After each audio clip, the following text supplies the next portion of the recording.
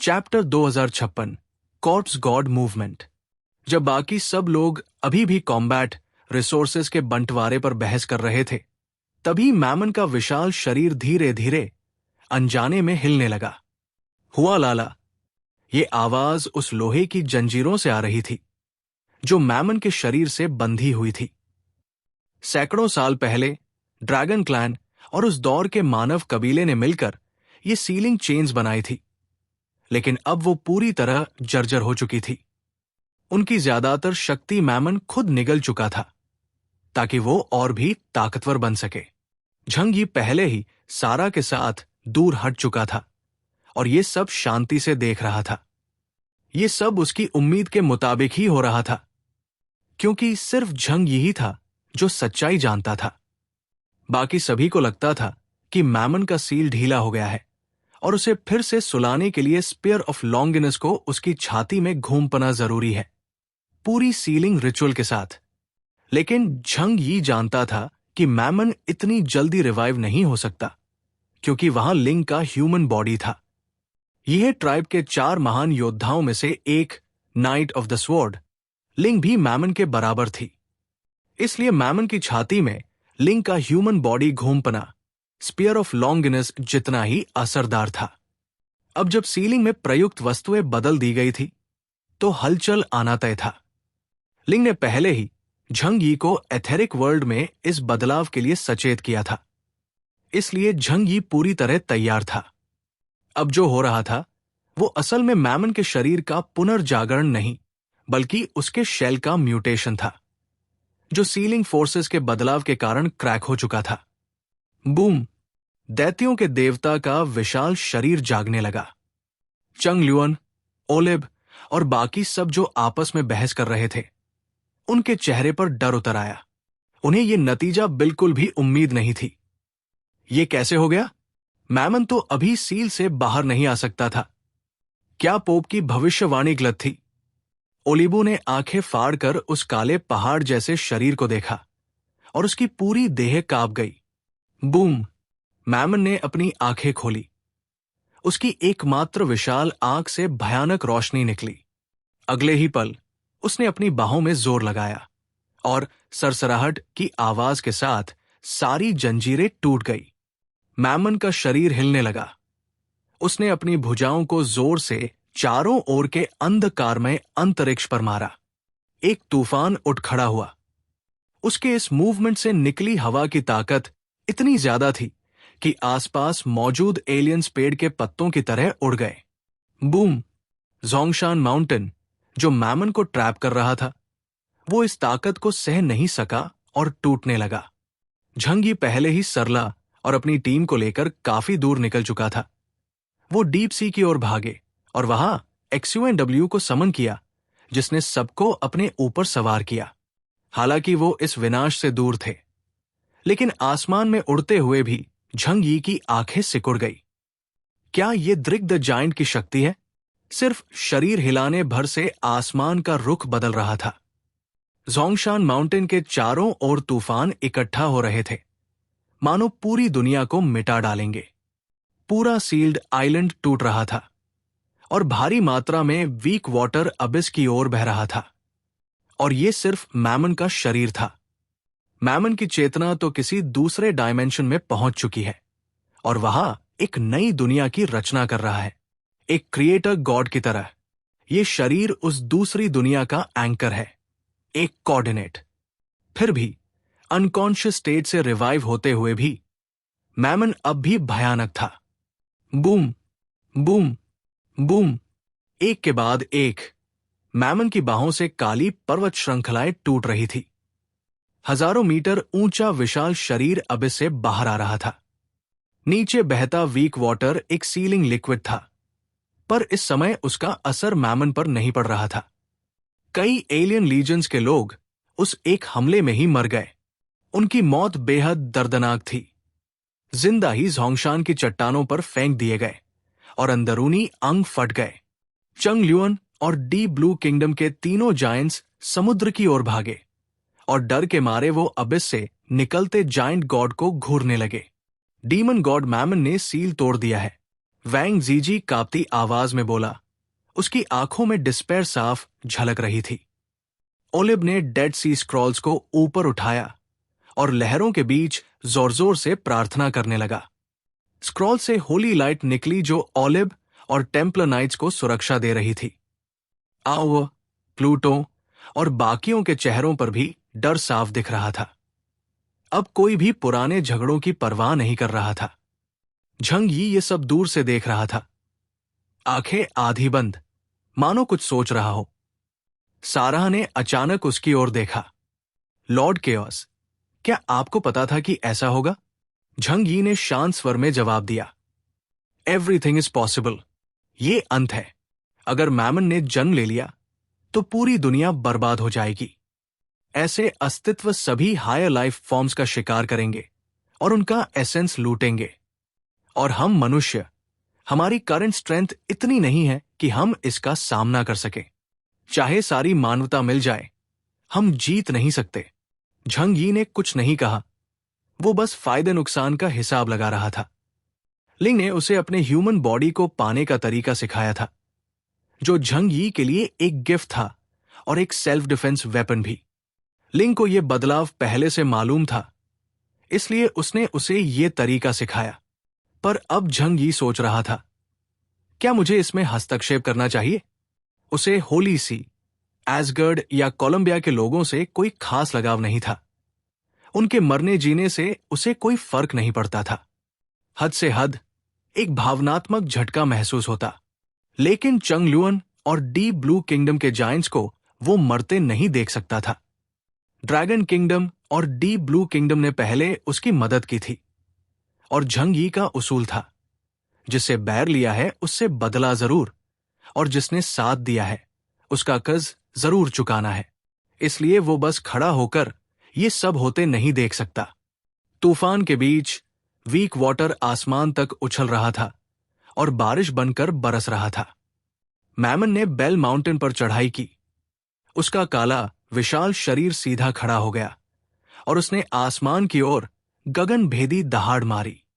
वो दहाड़ जैसे किसी अंडरवर्ल्ड से आ रही हो। झंग यी भले ही बहुत दूर था, लेकिन फिर भी वो पावर उसकी आर्मोर को भेद कर उसके खून तक पहुंच रही थी।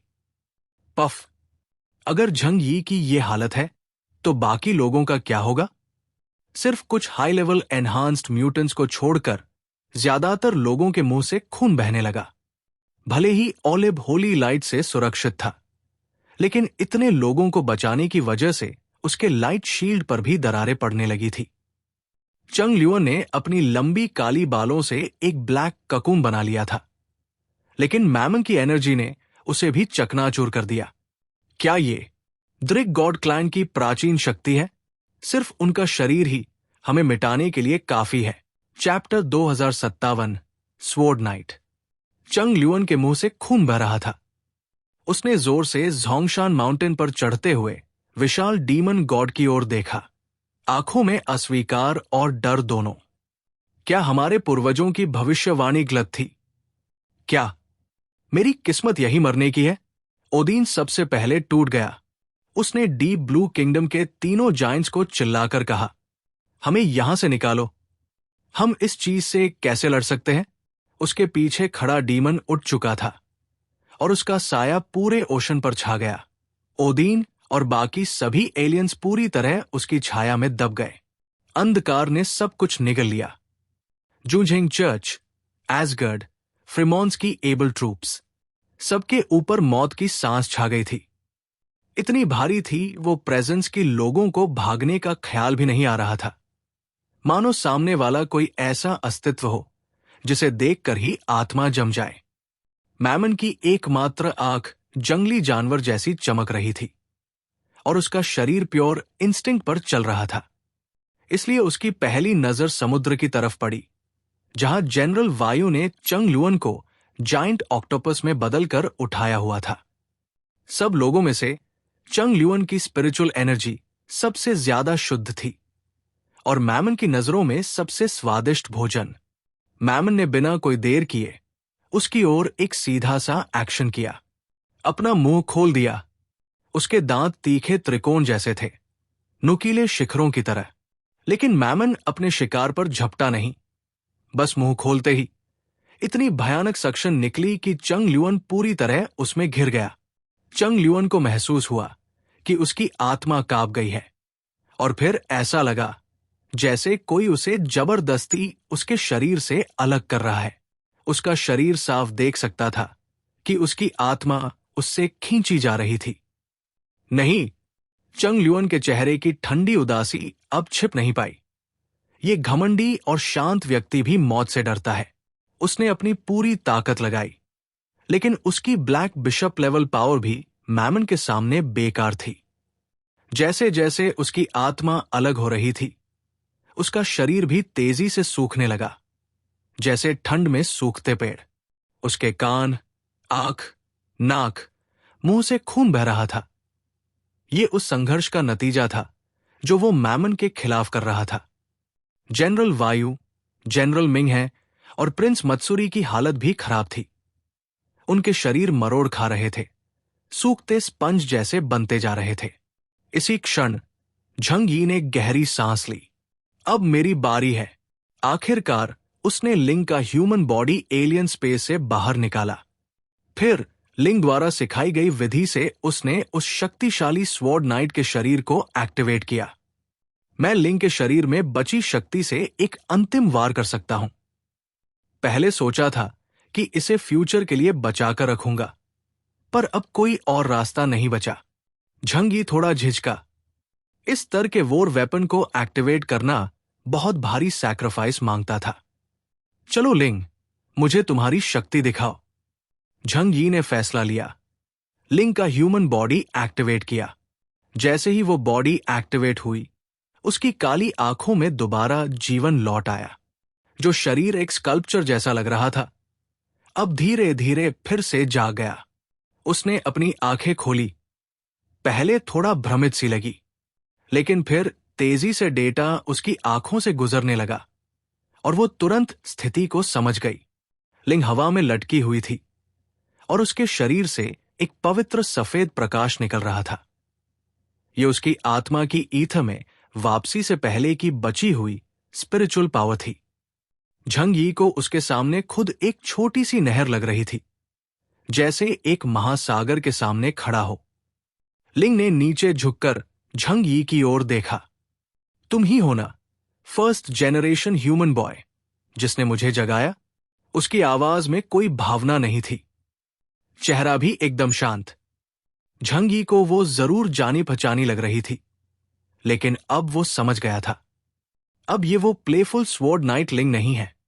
अब वो एक मानव रूप में बनी बेहद शक्तिशाली वेपन है, एक ह्यूमनॉइड कंप्यूटर एंजल जैसा कुछ। हां, लिंग।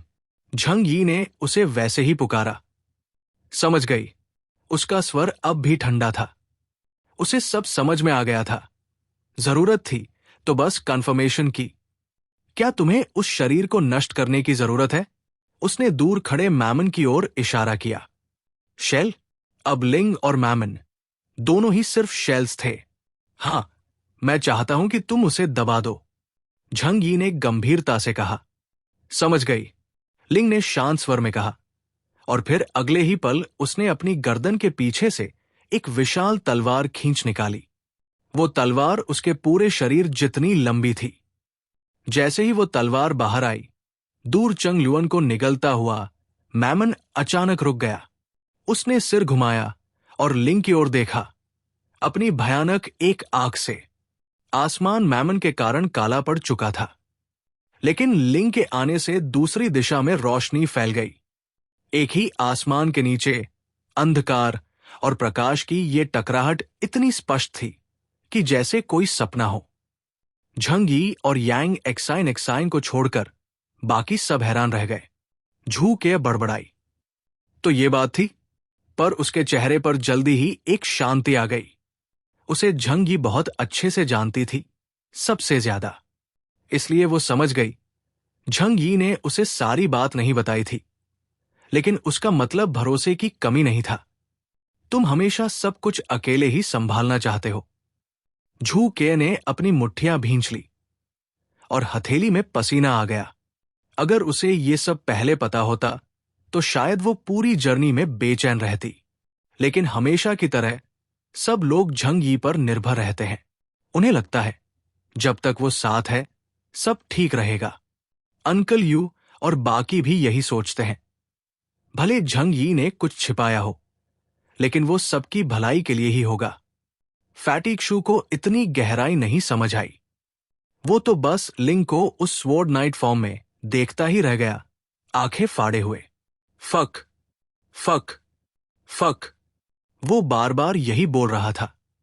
उसने पहले कभी लिंग को इस रूप में नहीं देखा था, और अब वो उसे देखकर बस एक ही शब्द सोच पा रहा था, अमेजिंग।